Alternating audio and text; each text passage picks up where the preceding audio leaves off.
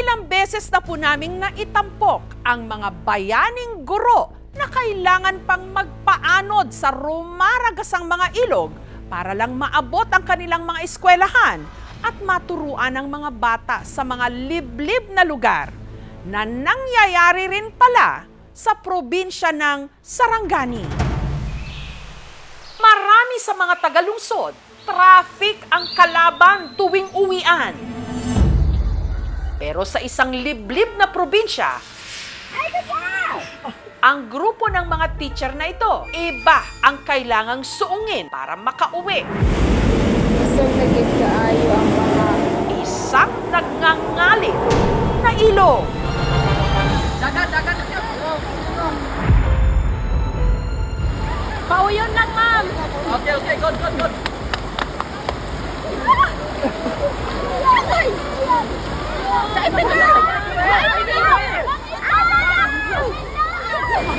Napaka-delikado, mapangani. Natatakot po din kami.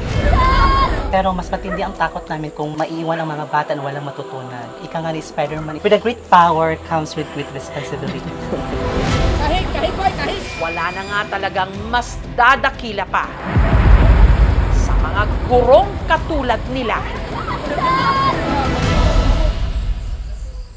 Ang eskwelahan kung saan nagtuturo ang mga guro sa video matatagpuan sa malayong bundok sa Malapatan, Sarangani Province sa Mindanao, ang Akbual IP School. Ito yung mga eskwelahan natin na tatagpuan sa far-flung areas na sa bundok, then kailangan mo tumawid ilang ilog para lang makarating sa kanila.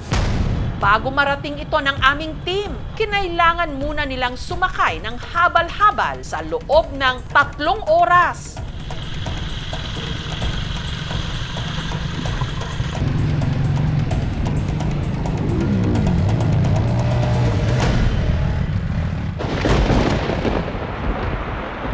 Ngunit ang bahaging ito ng bundok, hindi na raw kayang pasukin ng mga motorsiklo.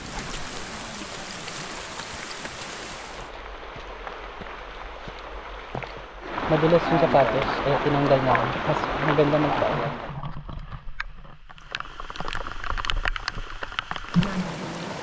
Mahaba-haba. Kaya pa naman.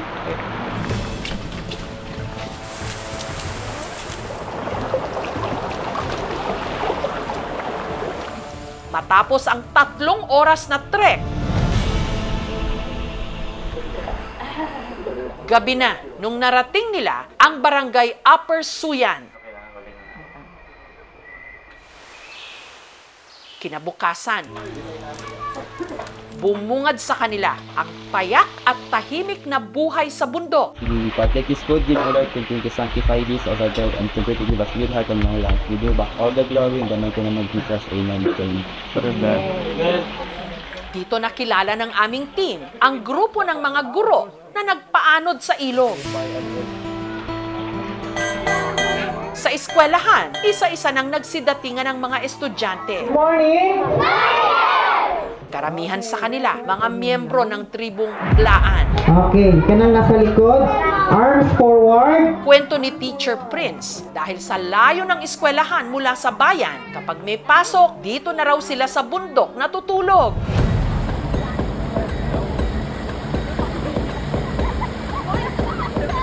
Ang nag-viral nilang video, kuha nung pauwi na sila hapon nitong June 19.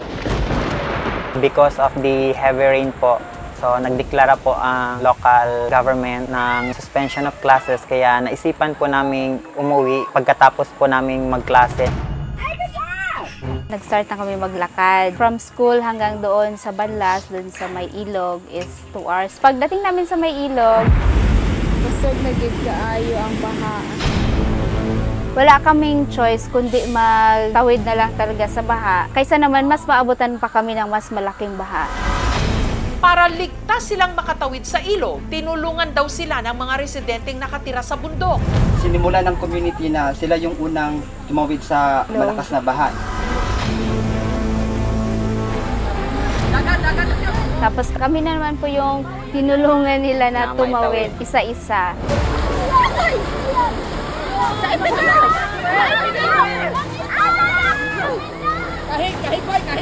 Risky talaga po yung ginawa namin. Alam po namin yun. Ganap si ma'am. Ginagawa namin yun linggo-linggo. Walang panahon na hindi talaga namin tinawid kahit may baha. Napakadelikado, mapanganib. Natatakot po din kami. Pero mas matindi ang takot namin kung mapag-iwanan ng edukasyon ang mga kabataan namin or maiiwan ang mga bata na walang matutunan. Ika nga ni Spider-Man, with a great power comes with great responsibility. And then, nandami na Saludi Classroom. Pero kung meron man daw marahil pinakamaraming beses na tumawid sa ilog, 1 plus 4? 5 plus 3? yan ay si Teacher Ronald, ang pinakaunang guro na nadistino rito mula pa nung taong 2015. Tinawagan ako ng former supervisor na gusto ko bang magturo sa isang paaralan na medyo malayo. Sinabi ko nga na oo. Pinuntahan namin ang lugar na ito. Di ko alam na ganito pala kalayo. Gayunman, mas hindi raw inasahan ni Teacher Ronald ang problemang dadatnan niya sa bundok. Ang mga tao ay takot sa akin kasi dayo at ako'y isang Bisaya na hindi nila maiintindihan. Hindi ko alam kung sino yung mga estudyante ko. Tinahanap ko yung mga pangalan. Hindi pa po naibigay sa akin. Si Teacher Ronald, pinakiusapang magturo sa mahigit 50 mga estudyante. Maliit yung bahay. Nahihirapan ako so naghanap kami ng ibang makaklasihan. Doon kami sa isang church po. Malaking problema para sa akin kasi ang pinag-aralan ko po ay kung paano magturo sa loob ng classroom. Hindi po bumuo ng isang eskwelahan. Yung panahon na yon, pinaninindigan ko po yung nasabi kong oo. At dahil hindi madaling mag-akyat manaog sa bundok, dito na siya nanirahan. Pero lingid sa kanyang kaalaman, hindi lang pala mga katutubo ang kanya ritong makakahalubilo. Hindi ko po alam na ang lugar pa lang ito ay napakaraming NPA. Naglalaro sila ng basketball, inilagay lang nila yung mga armas nila. Sabi, sir, laro tayo. Ako wala akong masabi dahil natakot ako first time ko makakita ng mga NPA. Walang kamalay-malay si Teacher Ronald na ang mga rebelde na pagkamalan na pala siyang sundalo. Siguro, hindi ako taga rito. Hindi nila makita yung profile ko kasi from Zamboanga ako. May pagkakataon pa raw na dinala siya ng mga ito sa kanilang kuta sa bundok. Tinapik niya yung balikat ko. Nakita ko na mabuting tao ka, 80%. Pero itong tandaan mo, may 20% pa. Pagbutihan nyo yung pagsiyasat sa akin. Kasi baka makapatay kayo ng inosente. Oo na, karon na, sir. Ikaw na bahala. Ikaw, sir. Okay ka na ang mga nadungog na to, nga paka-paka karon. Minsan na rin daw siyang naipit sa engkwentro. Suga, oy!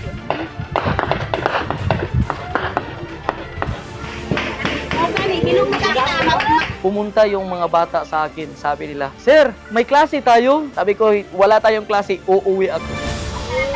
Mag-ampo lang tao kay ano. Sa kabila nito, mas nangibabaw raw kay Teacher Ronald ang malasakit sa kanyang mga estudyante. I pray to the Lord na, Lord, help me.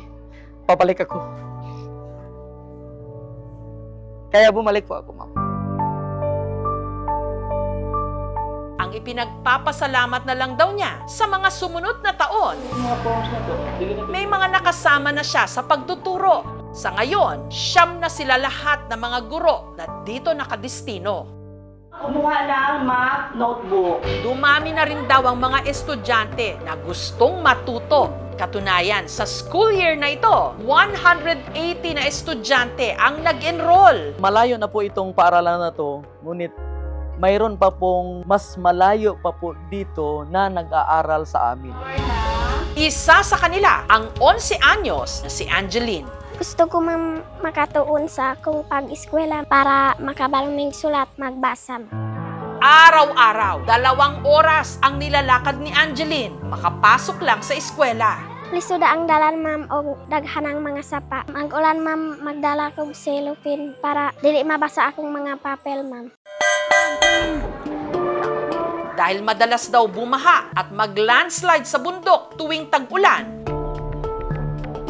Ang tiyahin ni Angeline na si Judith nagpatayo ng maliit na kubo malapit sa eskwelahan na pwedeng silungan at tuluyan ng iba pang mga estudyante. Tungod sa kalayo, diri gyud mi nga maningkamot mi nga magtukod mig balay diri para sa amo ang mga estudyante. Lahat ng sakripisyo handa raw tiisin ni Angeline para sa kanyang pangarap na maging isa ring guro. Ganahan ko maging teacher parehas sa ila. Ganahan ko po magtudlo bisan layo para makatudlo ko sa mga estudyante parehas na ako. Nagpasalamat ko sa akong mga teacher bisan layo ang among eskwelahan pero kaya nila para makatuon mi maayo, ma'am. Samantala, matapos ang isang linggong pananatili sa eskwelahan nitong Biyernes, sina Teacher Ronald bababa muli sa bundok para naman gampanan ang kanilang mga tungkulin sa kani-kanilang mga pamilya. We would like to thank you for this blessed day that you have given us. Bit-bit ang kanilang mga bag na may lamang tubig at maruming damit. Sinimulan na nila ang 2 oras na trek. Kapoy na ko, sir, Matt. Maswerte sila dahil sa araw na yon, maaliwalas na ang panahon. Masyadong mainit. Maganda na rin yon kaysa umuulan. Ang dating nagngangalit na ilog, hanggang binti na lang ang tubig.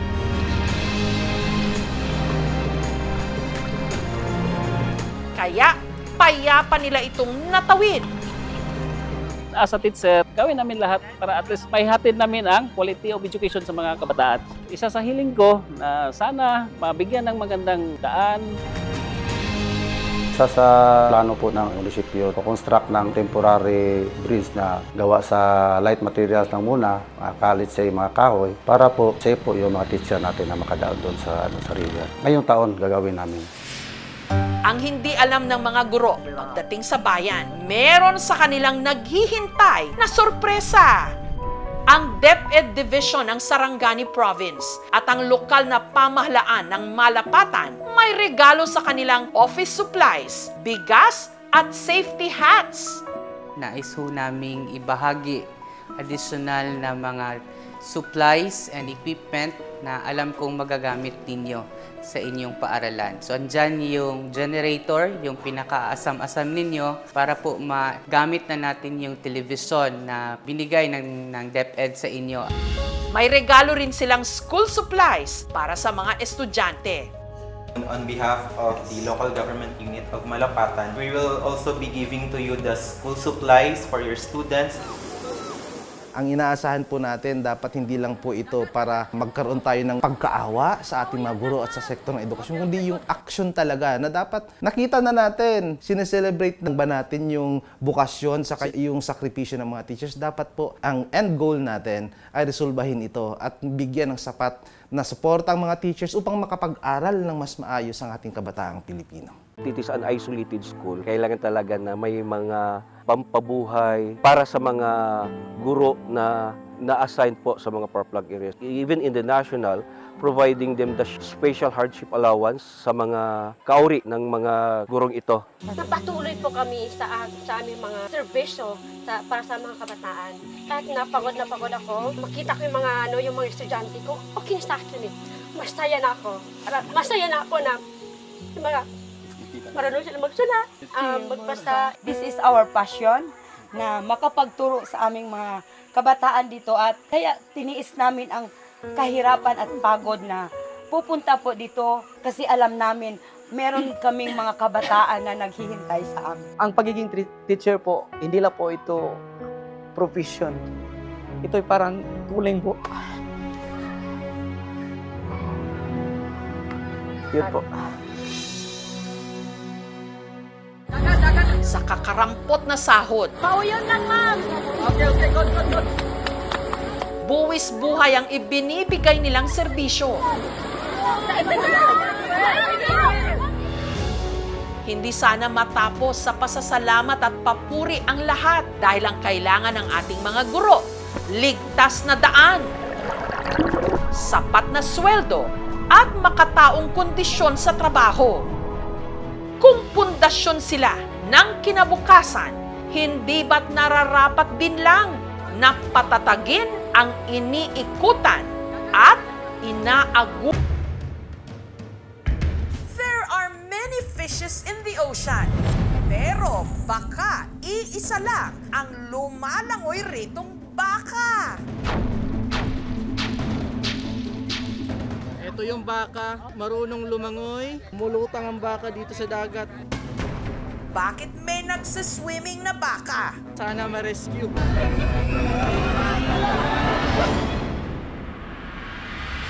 Sa Masbate, meron silang tagisan ng mga baka na kung tawagin nila, Juego de Toro, para sa kanilang Bagat-Dagat Festival. Kaso, ang isa sa mga bakang kasali dapat nakatakas at sa dagat lumangoy. Taon-taong ipinagdiriwang sa bayan ng Katayngan sa Masbate ang Bagat-Dagat Festival kung saan isa sa makasiyahan ang Juego de Toro o Game of Bull na ginanap sa Masbate Lagoon. It's just a representation. Isang halimbawa na pinapakita namin na ito yung ginagawa namin sa rancho. It's a way of life. It's our culture. Sa palarong ito, ang mga kalahok makikipagbuno sa isang baka. Ang unang makakapagpatumba ng baka, gamit lang ang kanilang puwersa at lakas, panalo. Ang strategy, ma'am, 5 po kaming player.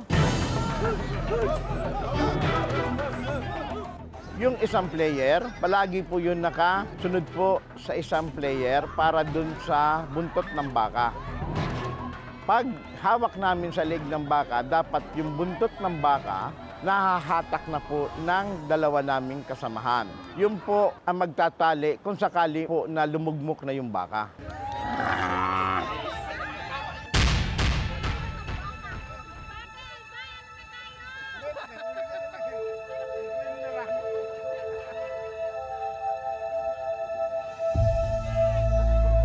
Pero sa kalagitnaan ng paghahanda ng grupo ni na John Sid sa palaro, ang baka nagwala. Inararo nito ang steel pen ng arena. At saka, umeskapo. Kanya-kanya kami sa pagtakbuhan at di namin alam kung saan kami pupunta. Para bang hindi siya sanay na sa maraming tao. Habang siya tumatakbo, takbo rin kami. Buo ang amin loob na talagang huhulihin namin yung baka. Ang drone operator na si John Manuel na nagkataong nagsushoot ng mga oras na yon, nasundan at nakuna ng paglangoy ng baka sa dagat. Dumaretso sa dagat at ito nga po. Lumangoy. Ang isip ko po noon, paano ma-rescue ang baka? Hanggang sa ang habulan, umabot na sa gitna ng karagatan. Hala ka, ang baka ho, nagsanuwan. Yung expected ko talaga na mangyayari, talagang malulunod o lulubog yung baka. Dahil nga, hindi pa ako nakakita ng isang bakang nasa dagat. Hindi ko alam kung papunta yung baka at malayo na dito mismo sa lagoon. Nakawala kasi dito sa kulungan na ginawa nila. Kaya nilang tumagal ng oras lumalangoy. Depends doon stamina ng individual na baka. Pagka naka-expand yung air scent lungs niyan, lumulutang sila. Not unless i-release niya through nagdidighay. Ang baka lumangoy ng may layong 2 kilometro mula sa Pampang. Yan, lumalangoy. Mulutang ang baka dito sa dagat. Mabuti na lang at ang Philippine Coast Guard Masbate nagpapatrolya sa dagat ng mga oras na yon, kaya agad na nagsagawa ng rescue operation.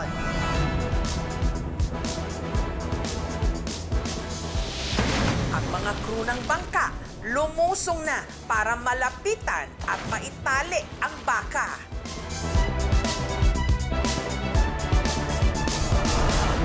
Yung strategy namin doon, ma'am, yung baka, ina-aim namin na hindi siya malunod. Pero ang baka, lumangoy pa, palayo. Failed yung unang attempt namin kasi lumagpas siya. Challenging siya. Yung crew doon sa bangka, hindi siya ganun knowledgeable para itali yung baka. Kaya nag-isip na sila ng Plan B. doon na sa katig kukunin para hindi na rin lumayo kasi delikado yun ma'am, hindi natin alam kung anong magagawa ng baka kapag tinatali siya ng walang solid ground na tinatapakan yung crew ng bangka. Ang grupo muling lumapit sa baka. Nag-overshoot siya 2 beses.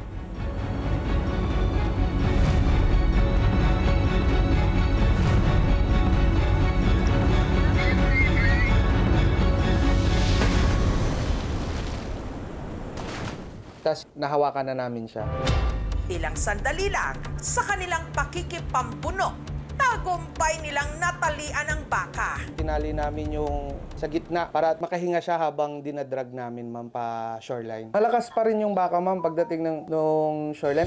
Nung nasigurado ng mga organizer na maayos ang kondisyon ng baka, ibinalik nila ito sa dalampasigan para ituloy ang naudlot na palaro. Pero dahil pagod na ang baka sa paglangoy, ang grupo ni na John Sid, madali na itong napatumba. Ang prices ninyo, sa inyo na yung baka na ibenta sa halagang 15,000. Kami po 5 player, binigyan po ng tagi 1,000 at yung 10,000 po, hati-hati po yun mga buong lalawigan ng Albay. Kung ang iba na aliw na nakakita ng lumalangoy na baka, mas marami ang naalarma. Bigla ako naawa sa baka. Di maganda sa baka. Na-stress yun kaya biglang umalis. Panigurado, kaya tumakas yan dahil sa trauma. Ang insidente, mariing kinundena ng People for Ethical Treatment of Animals o PETA.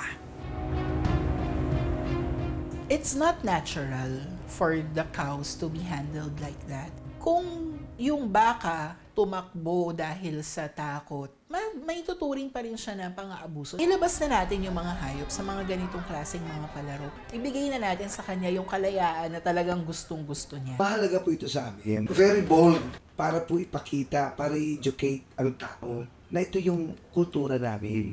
Ito yung ginagawa namin. Hindi po namin sinasaktan ang mga hayop. Meron kami naka-standby. Medics para sa animals, medics para sa tao. Pakita natin na kaya nating mag-celebrate ng kahit anumang tradisyon na hindi kinakailangan gumamit ng kahit na anumang hayop. Pero nasaan na ba ang nag-viral na swimming baka? Ang nakabili nito kina John Sid, si Francisco, na matagal na raw negosyo ang pagbabuy and sell ng mga baka. Since 2010 po hanggang sa ngayon, yun po ang hanap buhay ko, ang mag-trade ng livestock. Ang baka narito ngayon sa kanyang rancho. Maayos ang lagay ng baka ko. Tinitingnan ko, wala namang pilay, wala nung kahit na galos. Talagang maliksi po siya. Kaya nakakasiguro po tayong nasa maayos na po yung baka.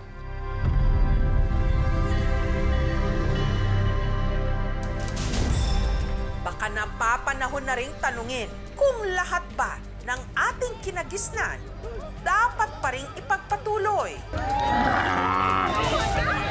Hindi lang tayo dapat maging makatao, pero dapat makibaka rin sa karapatan ng iba. Baka naman.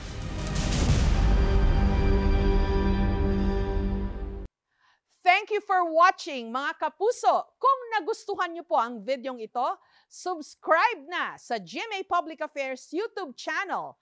And don't forget to hit the bell button for our latest updates.